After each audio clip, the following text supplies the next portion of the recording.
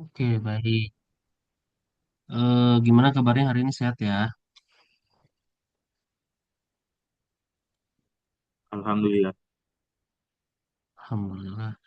Oke, eh, hari ini kita lanjutkan dulu ya materinya. Jadi materi kita hari ini adalah multimeter analog ya. Kamu silakan perhatikan secara seksama. Kalau ada pertanyaan silakan tanya.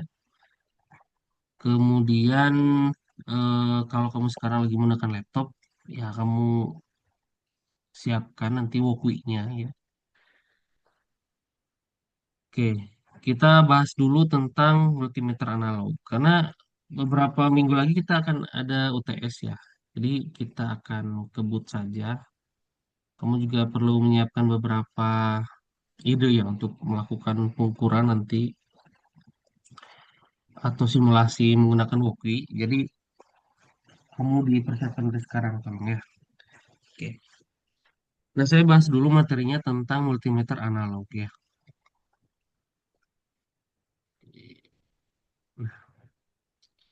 Nah, jadi untuk multimeter analog ini terkadang materinya cukup padat sehingga eh,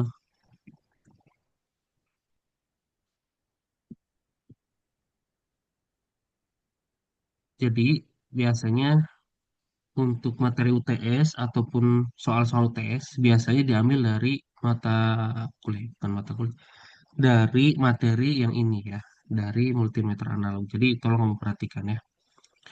Kalau nanti misalkan kamu ditanya tentang multimeter analog seperti apa, maka salah satu kata kuncinya adalah alat ukur konvensional. Ini ya. Kemudian ada prinsip yang digunakan dalam multimeter analog. Apa itu? Yaitu prinsip kemagnetan ya. Nah, dengan adanya dua kata kunci ini, maka jawaban yang kamu kembangkan itu sudah cukup mewakili dari jawaban yang benar. Karena biasanya kalau mengerjakan esai itu, kamu berasa ngerjain ini benar ya. Ternyata dalam esai itu ada kata kuncinya ya. Kata kuncinya ini dua dapat aja, ya udah, berarti itu aman. Nah, kemudian ada kata kunci penunjuk yang lain yaitu cirinya, penunjuknya adalah atau cara mendapatkan nilainya adalah dengan cara menunjuk suatu skala ya. Nah, ini mungkin kalau kamu tiga kata kunci ini sudah ada dalam jawaban kamu, maka sudah bisa dipastikan bahwa jawaban kamu walaupun singkat, padat, tapi itu sudah dikategorikan secara benar ya. Nah, kemudian dalam eh, multimeter analog itu, dia ada prinsip kerja namanya ya. Prinsip kerjanya ini ada beberapa, di antaranya ada magnetic field effect, kemudian ada electrostatic field effect, ada electromagnetic field of attraction atau repulsion, kemudian ada electromagnetic induction effect ya. Nah, salah satunya nanti akan saya jelaskan di eh, cara pengaplikasian di rumah kamu ya. Nah, kemudian ada thermal or heating effect. Nah, ini biasanya digunakan di berbagai macam peralatan, khususnya yang memanfaatkan thermal ya. Seperti banyak tuh. Ya, salah satunya adalah termokopel ya. Kemudian klasifikasi alat ukur. Nah, untuk alat ukur sendiri sudah kamu perhatikan waktu minggu lalu ya, ada tipe-tipenya. Ada tipe jarum penunjuk, recorder, integrator, dan lain-lain ya. Gitu. Nah, kemudian kita masuk ke prinsip ataupun cara kerja dari alat ukur itu ya. Kita bahas tentang magnetic field effect. Kamu bisa perhatikan di sini. Di sini ada lambangnya, ada lambang tentang magnetic field effect. Tolong kamu perhatikan. Di sini ada penjelasannya bahwa PMMC ini adalah satu prinsip penciptaan medan magnet stasioner sehingga ketika adanya energi listrik yang mengenai kumparan, maka dia akan bergerak gitu ya. Nah, si kumparan tadi kita gunakan jarum penunjuk sehingga jarum penunjuk tadi akan bergerak sesuai dengan besaran arus yang masuk dalam kumparan. Kamu bisa perhatikan di sini ya. Nah, ini betul-betul ide banget ya. Jadi, kamu dengan mempelajari prinsip kerja dari magnetic field effect ini, ya diharapkan dapat menciptakan beberapa alat ukur yang lain lah ya. Nah, gini, jadi ini adalah magnet permanen, itu ditaruh di sini. Ini adalah north atau utara ya. Kemudian ini di south selatannya. Nah, kemudian di sini ada jarum penunjuk, di mana jarum penunjuk ini dipasangkan dalam spring ya. Tuh, spring atau pegas ya. Kemudian di sini ada balancing weight. Ini untuk membuat jarum penunjuk ini lebih stabil lah. Nah, lalu kemudian di sini ada eh, konduktor ya, konduktor atau di sini adalah coil atau lilitan ya. Jadi di sepanjang ini ada lilitan sehingga itulah yang kemudian nanti yang akan menjadi media untuk dialiri arus listrik ya. Nah, ternyata dalam eh, magnet di antara dua magnet ini ada utara dan selatan. Ketika mereka didekatkan, maka akan timbul medan magnet di sini ya. Kamu bisa lihat ini ada garis-garis putus-putus. Ini menggambarkan atau mengilustrasikan tentang medan magnet. Nah, medan magnet ini ketika ada arus yang mengalir dalam kumparan, maka kumparan ini akan bersifat magnetik juga ya. Sehingga ketika adanya arus listrik yang mengalir dalam kumparan, menyebabkan kumparan itu menjadi medan magnet, sedangkan di antara area ini dia ada medan magnet juga. Kenapa? Karena eh, permanen magnet ini memiliki polaritas yang berbeda ya, sehingga mereka akan cenderung tarik-menarik dan memang secara faktanya memang tarik-menarik ya. Nah, kemudian ada di sini magnet lain yang di tengah sehingga kemudian magnet inilah yang misalkan memiliki polaritas yang beda misalnya dengan North, maka dia akan tolak-menolak sehingga di bagian eh, polaris polaritas yang selatan dia akan tarik-menarik misalkan. Yang ditolak yang sehingga jarum ini dia akan bergerak ke kanan atau ke kiri ya, tergantung dari besaran arus yang masuk. Begitu. Kemudian di sini ada spring. Ini digunakan untuk jarumnya bisa kembali ke posisi awal ya. Sehingga ketika tidak ada arus yang mengalir dalam kumparan ini, maka tidak akan ada eh, apa namanya perbedaan medan di sini antara konduktor lilitan dengan permanen magnet sehingga pointer ya kita sebut ini adalah pointer atau jarum penunjuk dia akan kembali ke posisi semula gitu ya. Nah, ini ada beberapa sebutan ya. Biasanya disebut dengan D'Arson valve atau galvanometer gitu ya. Nah, kalau kamu lupa tentang galvanometer yang diajarkan di beberapa jenjang pendidikan ya. Ya, itu juga kalau kamu lulus ya SMA-nya ya. Itu ada yang namanya galvanometer. Nah, galvanometer itu biasanya gini nih. Nah, di sini ada lilitan. Nah, kemudian di ujungnya ada terpasang alat yang namanya galvanometer. Nah, kamu di sini punya magnet. Misalnya magnetnya di sini adalah utara sama selatan. Nah, ketika kamu membuat magnet ini bergerak ke masuk ke dalam lilitan ini, maka galvanometer ini akan bereaksi gitu. Entah dia ke kanan, entah dia ke kiri. Tergantung dari arus listrik yang tercipta dari pergerakan medan magnet. Gitu ya. Nah, tentu dengan adanya konsep dari galvanometer ini menciptakan beberapa alat yang sangat bermanfaat ya. Padahal dia konsepnya sederhana ya, cuma ada lilitan, kemudian eh, medan magnet yang ada dalam magnet ini dia terpotong oleh lilitan tadi ya, oleh konduktor sehingga dia akan menyebabkan atau menimbulkan arus listrik. Misalkan ke sana maka galvanometer akan bereaksi terhadap arus tersebut. Nah, selain dari alat ukur ini, dia juga sebagai konsep dasar dari terciptanya generator ya. Jadi dengan adanya tadi ya eh, apa pepotongan medan magnet sehingga akan ada atau timbul arus listrik yang mana kemudian arus listrik ini didesain sedemikian rupa menjadi sebuah generator yang pada hari ini kamu bisa menikmati listriknya ya. Ada pertanyaan sampai sini? Belum? Oke, kita lanjut ya. Nah, kenapa prinsip kerjanya menggunakan eh, dua prinsip tadi ya, galvanometer atau D'Arsonval? Jadi karena di antara dua magnet permanen yang tadi kita perhatikan itu, seperti yang sudah saya jelaskan sebelumnya, terdapat medan magnet ya. Kemudian ketika ada objek yang berada di antara medan tersebut, maka objek tersebut akan berpengaruh ketika bahan yang digunakan berupa bahan ferromagnetik. Coba saya tanya dulu. Hmm, ini ada siapa ya?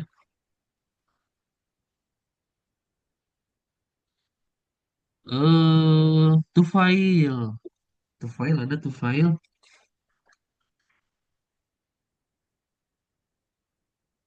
Masih belum siuman ya. Alvarel Giar Darmawan. Ada? Udah, Pak. Nah, Farel. Kamu sebutannya apa? Boleh Farel aja. Farel. Farel, kalau barang-barang atau benda ferromagnetik tuh apa aja Farel? Benda. Heeh.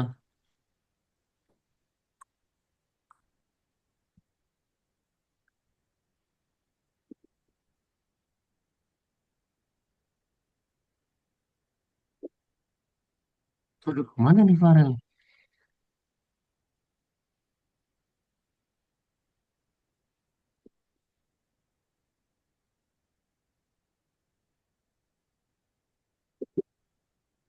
Udah belum searchingnya?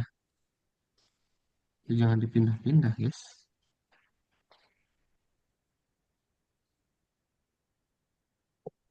Gimana Farel? Wis, Nurendra, bocor kamera kamu.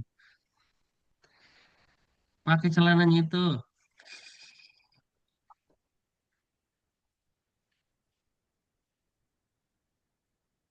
Dah, oke, dah. Sambil kamu buka Gemini kamu ya, atau kamu selagi buka-buka searching-searching tentang ferromagnetik. Jadi ferromagnetik itu adalah satu bahan yang bisa ditarik oleh magnet. Sebenarnya itu aja sih. Contohnya apa tuh? Ya, sudah pasti. Ferrum, besi, tembaga, dan lain sebagainya ya. Jadi ibaratnya ini adalah permanen magnet dua ini. Kemudian dia didekatkan tapi tidak menikah ya. Weh, dia didekatkan tapi jangan sampai nempel ini. Nah, kemudian ketika didekatkan maka ada medan magnet ya di sini ya. Arahnya dari utara menuju selatan. Nah, kenapa arahnya seperti ini? Nanti kamu akan dijelaskan di materi elektromagnetik ya. Harusnya sih seperti itu. Nah, kalau seandainya kamu taruh bahan ferromagnetik, katakanlah besi misalkan. Emas juga ferromagnetik nggak ya? Nah, kamu cari dah. Misalkan besi lah di sini. Maka objek tersebut akan terpengaruh ketika bahan yang digunakan. Maka objek yang ini nih, si besi ini, dia akan terpengaruh. Dia bisa menjadi suatu magnetik ataupun dia akan ikut bergerak ke arah mana yang paling kuat ya. Gitu. Kemudian ini juga berhubungan dengan gaya Lorentz ya, yang mana F sama dengan atau dirumuskan sebagai medan magnet dikali arus dikali dengan panjang kawatnya. Itu kemudian menjadi rumus ataupun eh, yang digunakan dalam alat ukur analog ini ya. Nah, usut punya usut, ternyata ada hubungannya dengan torsi ya. Torsi itu dilambangkan dengan ini ya. Apa nyebutnya ini? Tau ya. Nah, tau ini equal dengan B dikali I dikali L. L kalau tadi ya. Kemudian dikalikan dengan L-nya lagi gitu.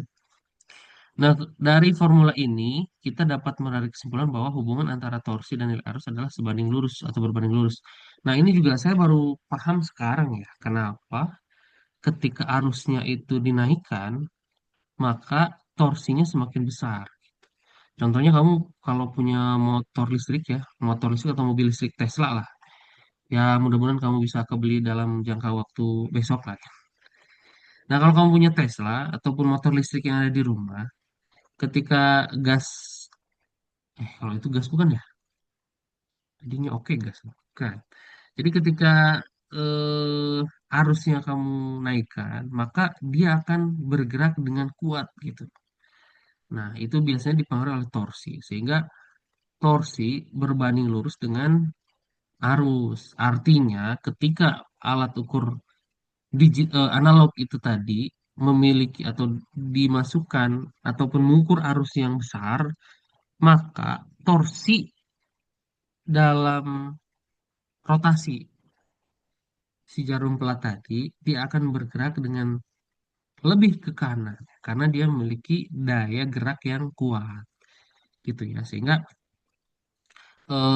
rumus ini kalau kamu sebagai elektro atau elektrisian ya, ini merupakan rumus yang sangat cemerlang ya, dimana dari rumus ini kita bisa tahu bahwa arus itu dapat merubah suatu torsi gitu ya. Nah, di ini di umur berapa kamu bisa tahu ini? Kalau saya di umur ketika saya ngajarin ini ya, gitu. Sehingga itu adalah hubungan antara arus dan torsi. Nah, kemudian selanjutnya ini ada electrostatic field effect ya. Ini alatnya juga sekarang sepertinya sudah jarang ya. Jangan zaman kamu, zaman saya juga kayaknya udah jarang ada di lab lah ini ya. Nah, alat ukur yang kamu lihat gambarnya ini adalah alat ukur yang menggunakan prinsip elektrostatik. Ini salah satunya adalah voltmeter elektrostatik yang dikenal juga sebagai surface DC voltmeter ya. Sebetulnya ini prinsip kerjanya sederhana ya, cuma idenya yang susah. Nah, kamu bisa perhatikan di sini ada plat X dan juga plat Y ya. Nah, kalau plat Y itu diam, sedangkan plat X-nya ini yang akan berputar seiring dengan nilai ukur yang akan diukur lah.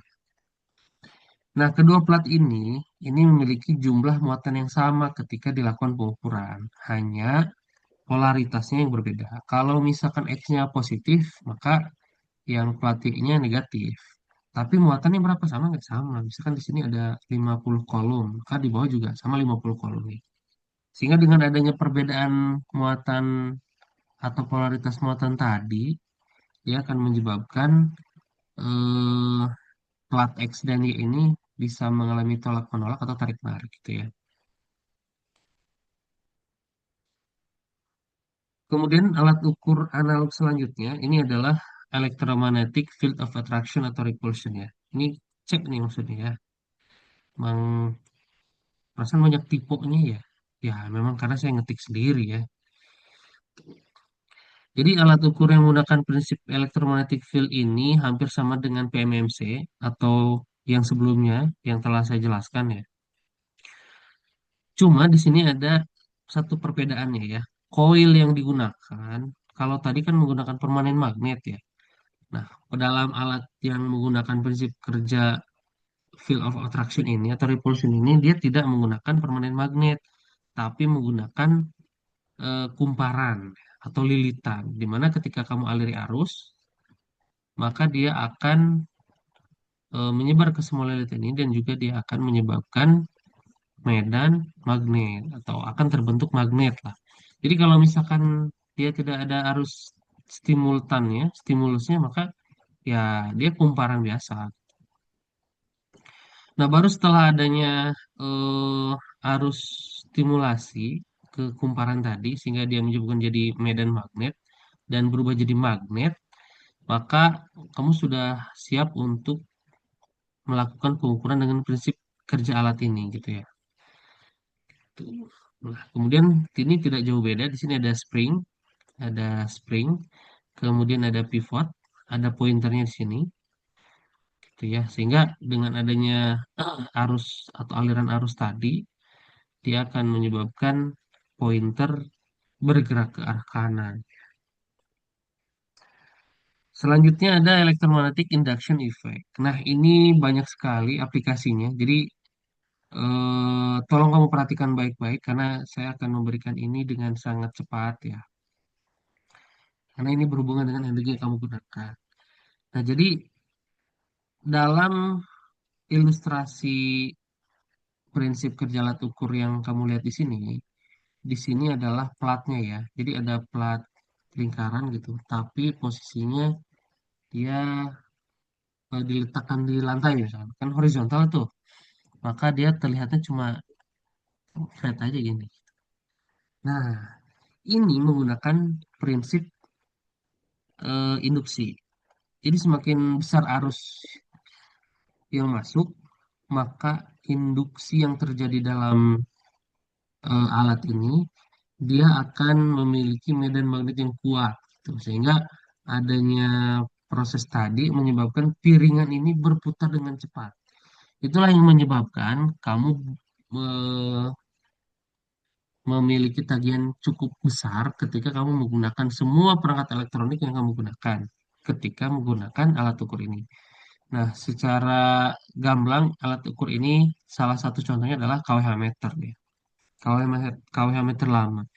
Jadi untuk mengatasi tadi biasanya ya biar plat ini tidak berputar dengan cepat ya ya begitu ya. Jadi prinsip pada dasarnya prinsip kerja elektromatik induction effect ini adalah arus yang masuk ke dalam alat kemudian diterjemahkan menjadi medan magnet ya. Sehingga eh, pergerakan piringan inilah yang kemudian dijadikan sebagai ukuran dari penggunaan energi. Biasanya gitu. Gitu ya. Kemudian lambang atau simbolnya seperti ini.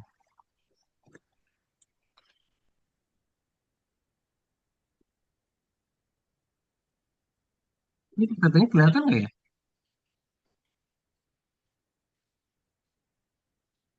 Terus tanya deh. Siapa tahu nggak besar deh. Eh,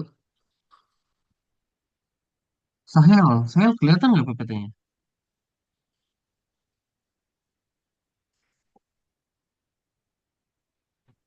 Kelihatan, Pak. Waduh, kelihatan ya.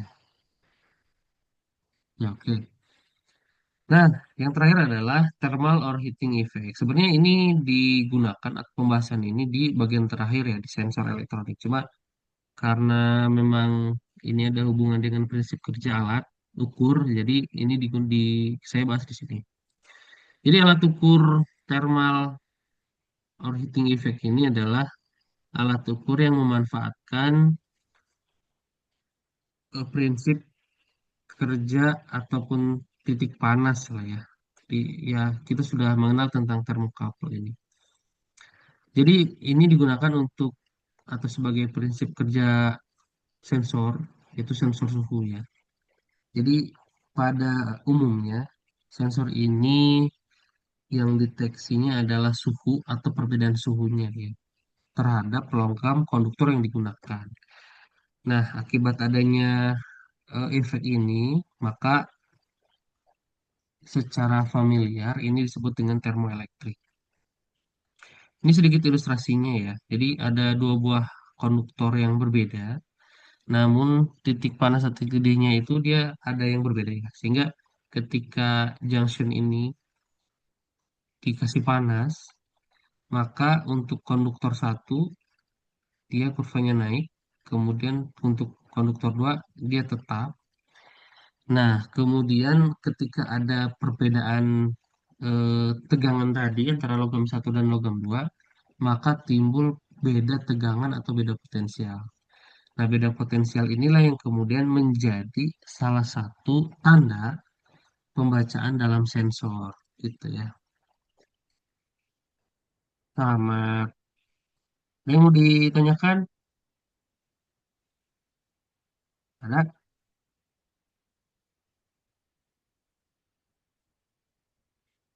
Oke, kalau tidak ada pertanyaan, kita lanjut ke Woku ya. Nah, kali ini saya akan coba jelaskan tentang eh, cara menghidupkan LCD menggunakan Woku ya. Nah, ini sebagai pengantar kamu nanti untuk ini udah belum ya? Udah ya. Udah belum tuh file?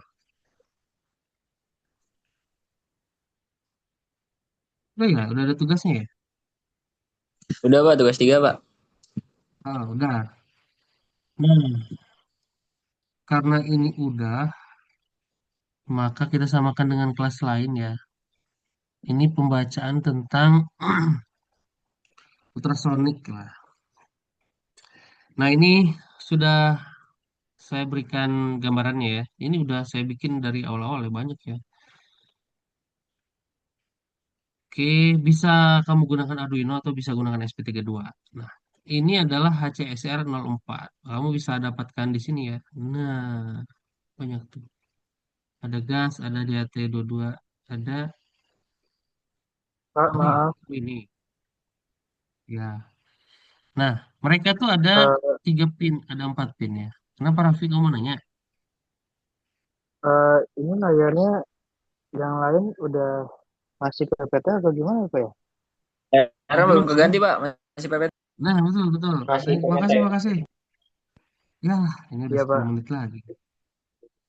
Iya, iya, benar, benar. Maaf, maaf, maaf. Nah, ini udah kelihatan belum? Masih. Nah, udah Pak. Kelihatan Nah, Pak. oke. Sip, sip. Makasih, makasih. Udah diingetin. Ya, Pak. Nanti saya yang jelasin banyak-banyak juga ada layar. Nah, ini karena sudah di bagian pembacaan LCD ya, itu sih, sehingga hari ini saya akan menjelaskan ini ya, tentang HCSR4. Nah, sensor ultrasonik ini dia menggunakan prinsip kerja atau memanfaatkan prinsip dari kecepatan suara, sehingga suara yang dikeluarkan oleh ya kita sebutlah di sini HCSR04 ya. Suara yang dikeluarkan HCSR04 itu sangat melengking sehingga kamu tidak atau kita semua sebagai manusia pada umumnya ya, kecuali di antara kamu di sini ada Ultraman ya. Nah, saya juga nggak tahu tuh. Kalau di sini kita sebagai manusia biasa, kita tidak bisa mendengar bunyi dari HCSR04 ini gitu ya. Kenapa? Karena frekuensinya ya ultrasonik namanya juga ya. Nah, salah satu alat di sini dia akan berfungsi atau berperan sebagai eh, mengeluarkan bunyinya gitu yang sangat keras itu dan satu lagi untuk penangkap. Nah, di sini ada pinnya ada 4 pin gitu ya, ada 4 pin sehingga yang pertama ada PCC. PCC ini masuknya ke nah, untuk secara ilustrasi ataupun simulasi ini kita menggunakan yang 5 volt ya.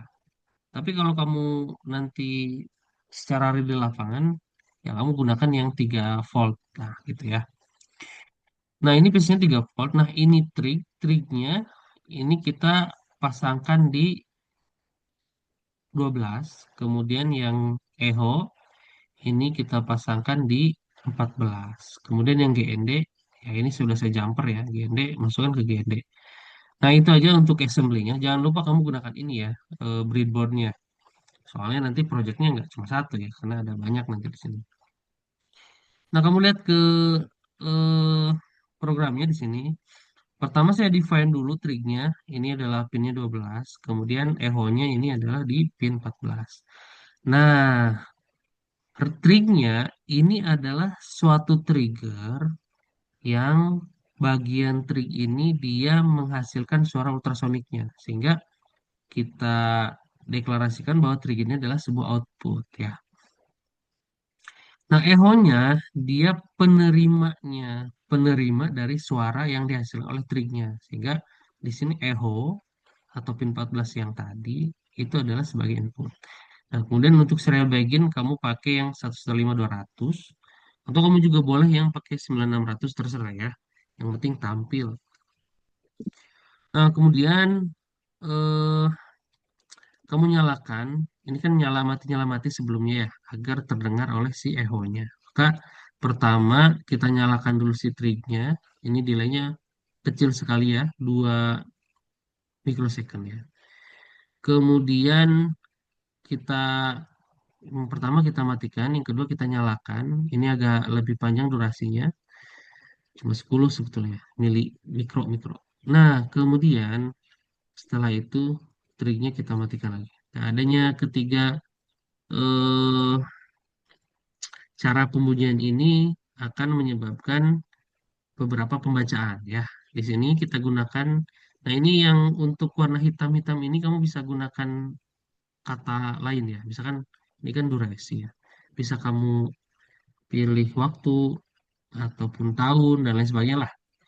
Ini saya kasih durasi di sini. Ini sama dengan, jadi si durasi ini, kita declare ya, si durasi ini merupakan pulse in, kemudian echo, kemudian kita nyalakan. Gitu ya.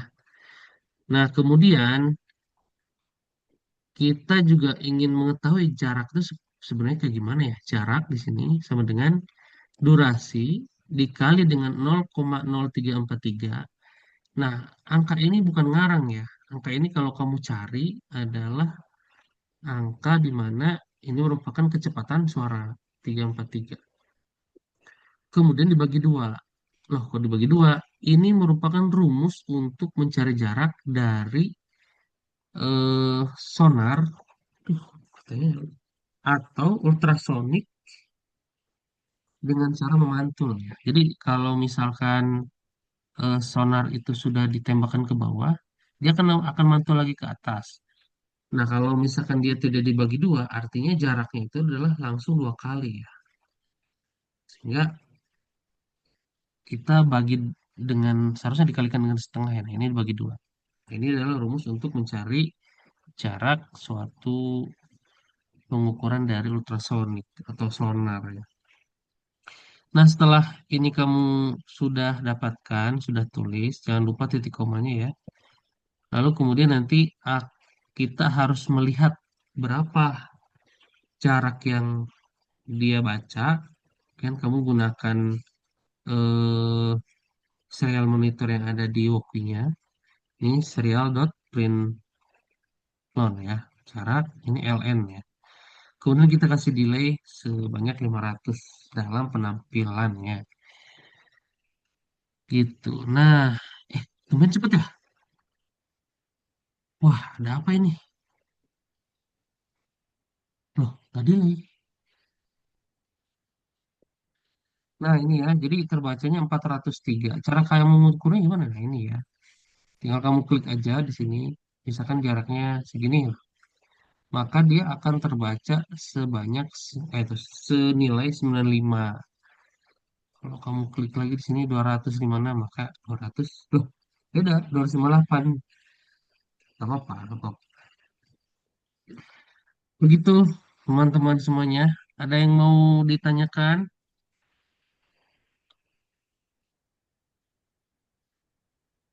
Gak ada? Oke, Pak, kalau nggak ada, mau nanya Pak, apa Raska mau nanya? itu di library manajernya ada yang ditambahin nggak Pak? Apa kosongan aja? Ih, pertanyaan bagus ini. Apa Raska tadi ya? Yuk. Kalau library manager nggak ada. Ultrasonic itu dia nggak pakai library karena sangat sederhana ya. Kalau kamu lihat di library-nya nggak ada di situ. Yang ada library itu cuma DHT11, kemudian servo, kemudian I2C, atau kemarin kamu nyebutnya apa ya? Liquid crystal itu ya. Kalau kita biasanya nyebutnya itu sih. Lalu ada beberapa komponen lain ya, seperti sensor atau blink nanti. Nah, kita nanti coba sambungkan ke internet ya. Nah, tentu ini cuma sebagian kecil yang bisa saya sampaikan ke kamu ya, karena masih ada banyak yang bisa kamu explore di sini. Di sini ada sensor MQ2 ke sensor, ini juga saya gunakan juga ya di projectnya cutting kamu yang sedang skripsi saat ini. DHT22, nah ini buat belajar oke. Cuma kalau untuk penggunaan ini kayaknya nggak oke sih. Tapi orang banyak menggunakan DHT22 ini ya. Kemudian ada DBS, DS18B, apa nih? DS18B20 ini juga untuk temperatur. Lalu ada peer sensor, LDR, ada MPU. Nah, MPU ini saya kasih tahu kamu ya. Ini banyak banget manfaatnya nih. Kalau kamu mau bikin alat, MPU itu wajib ya. Karena dia bisa mengukur akselerometer sama giroskop. Tuh, banyak ya. Jadi kamu bisa gunakan salah satu dari sensor ini untuk menjadi proyek kamu gitu. Misalkan gini, kan sebetulnya HCRS 04 itu dia hanya mengukur jarak. Nah, proyeknya kayak gimana? Proyeknya bisa berupa misalkan mesin parkir dan lain sebagainya. Ya, itu terserah lah ya. Yang penting satu kelompok itu setuju lah. Oke, gitu aja semuanya. Kita mungkin akan lanjutkan di minggu depan. Selebihnya nanti akan saya jelaskan di WhatsApp ya untuk tugasnya. Terima kasih atas kehadiran kamu hari ini. Saya tutup. Assalamualaikum warahmatullahi wabarakatuh. Waalaikumsalam Waalaikumsalam warahmatullahi warahmatullahi Waalaikumsalam wabarakatuh, Pak. warahmatullahi Warahmatullahi wabarakatuh. wabarakatuh. Waalaikumsalam. Waalaikumsalam. Waalaikumsalam warahmatullahi wabarakatuh. Terima kasih, Pak. Oke, saya Nuhun, Pak. ya.